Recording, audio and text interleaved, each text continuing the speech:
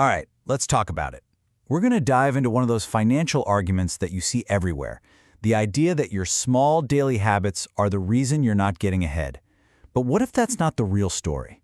What if the actual problem is way bigger and it's hiding in plain sight? You've seen this, right? Of course you have. It's a meme, it's a clapback, it's basically the collective eye roll from an entire generation tired of hearing that they should just, skip the small joys in life. And honestly, it feels totally fair. I mean, seriously, can a $6 coffee really be what's standing between you and a mortgage? And here's the thing, you're not wrong. That daily coffee probably isn't the big bad villain in your financial story. But the argument we're digging into today suggests that we're all looking in the wrong direction. We're missing the real culprit, this huge, invisible force that's draining our bank accounts month after month. And that culprit? Well, it has a name, and it's borrowed from the high-stakes world of tech startups. It's called your burn rate. So what on earth is it? Well, in Silicon Valley, the burn rate is just how much cash a new company blows through every month just to stay in business. We're talking salaries, office space, the whole shebang. Now, think about that in terms of your own life. Your personal burn rate is your basic cost of living. And the whole idea here is that for a lot of us, that baseline has gotten, well, kind of out of control. I mean, just think about how much our definition of a normal life has changed. It's pretty wild when you see it laid out like this. What used to be a pretty simple, low-cost way of life has been replaced by a baseline that's just packed with expensive services and gadgets that we now see as totally standard. Okay, so let's get into the weeds here. Let's actually look at the numbers behind this new normal. What does it really cost to live a life that, let's be honest, most of us wouldn't even think of as fancy? Let's start with something easy. Entertainment. It used to be free, right? You had a TV, you had an antenna, and that was that. Now the typical household has this whole collection of subscriptions. You know the drill. And each one by itself seems small, but man, do they add up. Because when you actually tally them all up, you could easily be looking at $150, maybe even $200 a month just on media. That's money that just vanishes from your account on autopilot. It's pure, uncut monthly burn. And it doesn't stop there. Next up, food. We all love convenience, but wow, does it come with a price tag.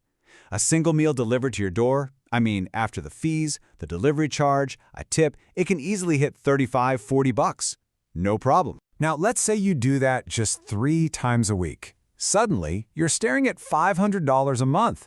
That's $6,000 a year just for the luxury of not having to cook. And this line of thinking extends to pretty much everything, especially things like our cars and just our general lifestyle expectations. When leasing a fancy car becomes the new normal, instead of just buying a basic, reliable used one, you end up with what the author calls a Gordon Gekko lifestyle masquerading as middle class.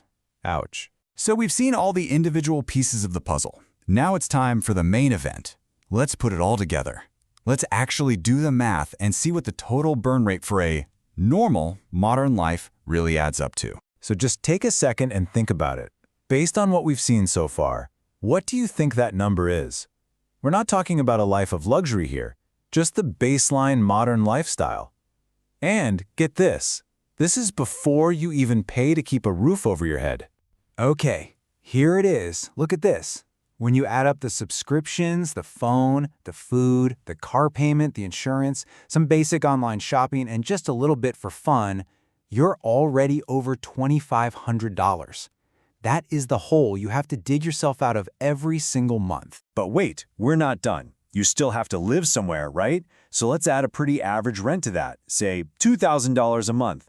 All of a sudden, your annual burn rate is over $54,000.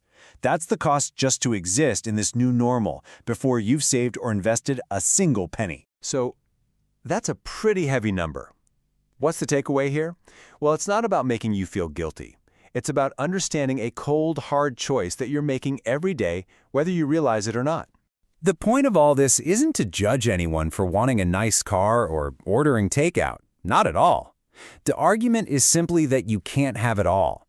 There is a direct, mathematical consequence for every single lifestyle choice we make. And this, right here, is the final trade-off. It's the whole argument in a nutshell. On one side, you've got the high burn rate lifestyle, full of all the modern conveniences. And on the other side, you have the things that lifestyle might be costing you. Investing, a safety net, saving for big goals, achieving real financial freedom. The hard truth is, for most people, you can probably have one or the other, but it's incredibly difficult to have both. So in the end, it's not about the latte. It's about this whole ecosystem of expenses that we've just accepted as normal. And it leaves us with a really powerful and, yeah, maybe a little uncomfortable question. Is our modern definition of a normal life the very thing that's preventing us from building a secure one? It's definitely something to think about.